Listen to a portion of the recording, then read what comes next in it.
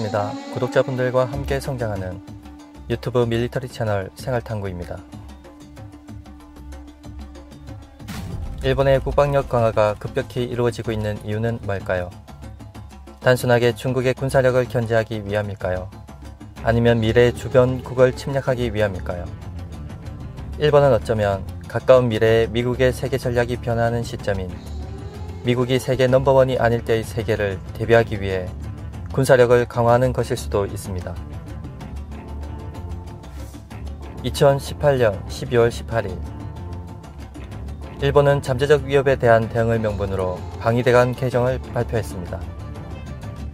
일본이 해자대 전력은 실질적으로 동북아에서 최강으로 평가된다.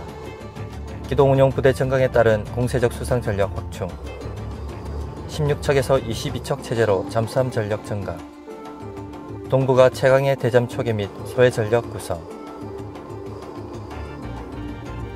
특히 일본의 군사력 증강 동향을 보면 세 가지가 눈에 띕니다. 첫째, 국방비 증가. 5년간 방위비가 하나 약 274조 2천억이며 일본 GDP의 1%에도 못 미치지만 프랑스와 영국보다 많습니다. 두 번째로 공격 전력 향상. F-35 탑재가 가능한 이즈모급 2척을 개조하고 사거리 400km 이상 장거리 순항 미사일을 개발 중에 있습니다. 세 번째로 전쟁 대비력 향상. 우주, 사이버, 전자파 분야를 포괄하는 전쟁 대비 필요성을 새롭게 인식하고 대비하고 있습니다. 오늘은 센카쿠를 중심으로 중국의 침공 전략과 일본의 방어 전략을 살펴보고 한국이 대비할 점에 대해서도 알아보도록 하겠습니다.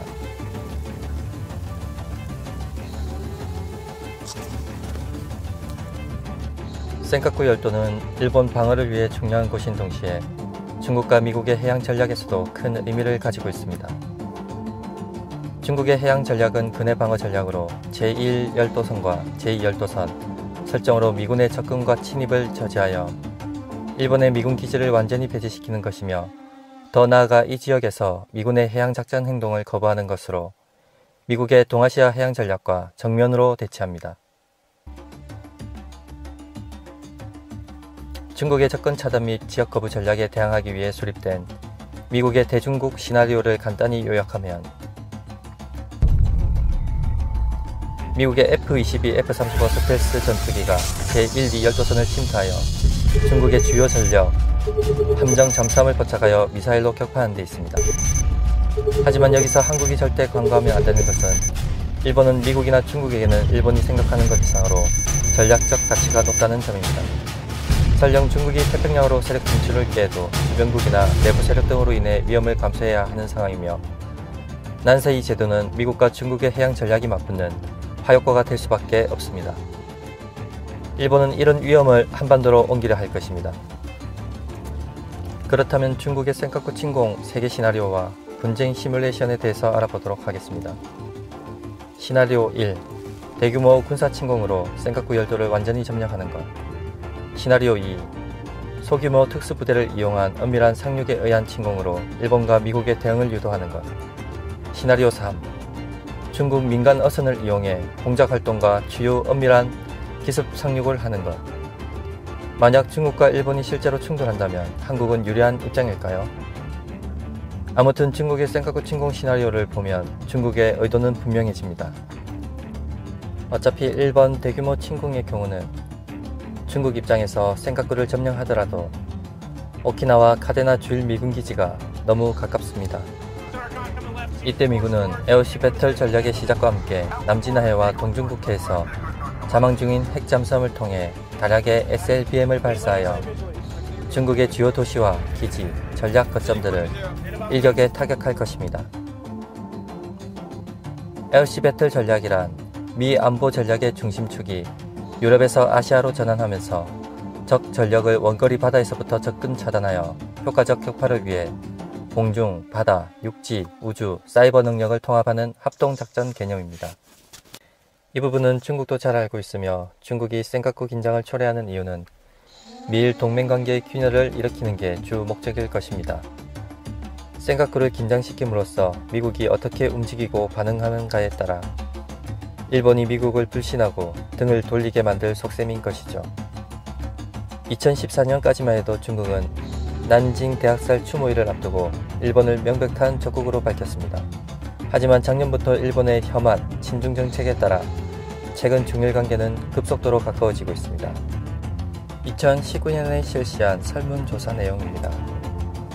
중국인들이 가장 싫어하는 나라는 베트남, 일본인들이 가장 싫어하는 나라는 역시나 한국입니다.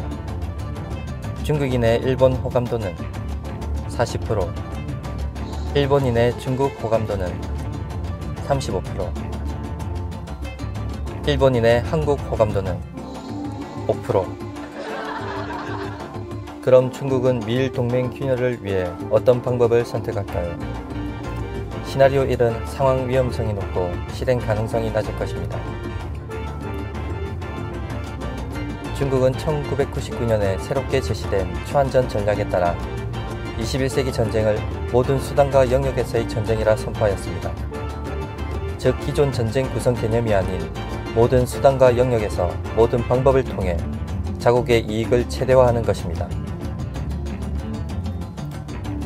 중국은 2000년대 초반부터 일본, 한국 등 주변국을 상대로 모든 범위와 영역에서 정보 수집과 행동을 수행 중이며 중국의 이런 도발과 전략은 주변국의 배타적 경제 수역으로 잠수함 무단 운항, 군용기의 항공 식별 구역 무단 침범, 영유권 주장 등이 다양하게 나타나고 있습니다.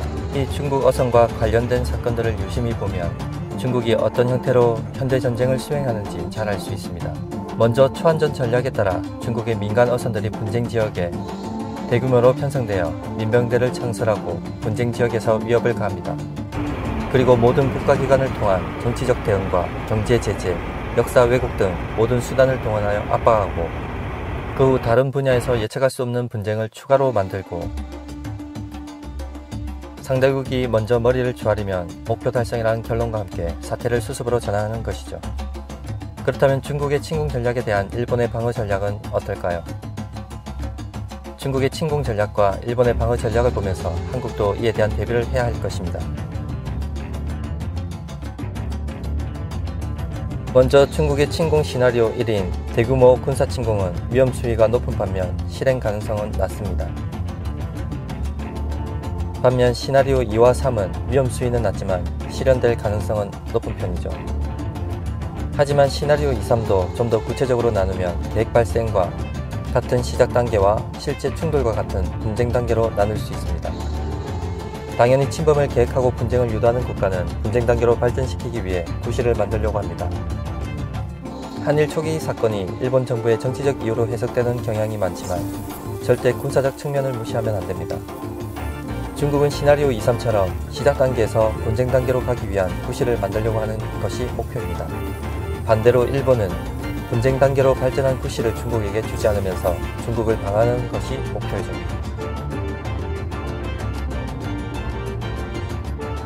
잠시 예를 들어보면 중국이 무력 침공이나 점령 대신 민간 선박으로 위장한 특수부대의 기습 상륙 시 먼저 발견하게 될 일본의 해안보안청은 무력을 사용할 수밖에 없고 이때 부상자나 사망자가 발생하면 중국은 일본의 선제 공격이라고 언론전을 펴면서 생각불을 놓고 시작 단계에서 분쟁 단계로 넘어가려 할 것입니다. 때문에 일본은 이런 상황에서 현장 실무자들이 어떻게 대응할 것인가에 대한 구체적인 대응 방법을 마련해 놓고 있습니다. 상대가 주먹으로 저항했을 때 대응 방법, 상대가 단검으로 저항했을 때 대응 방법, 상대가 총으로 저항했을 때 대응 방법. 중국 불법 어선과 한국 해경도 마찬가지겠죠.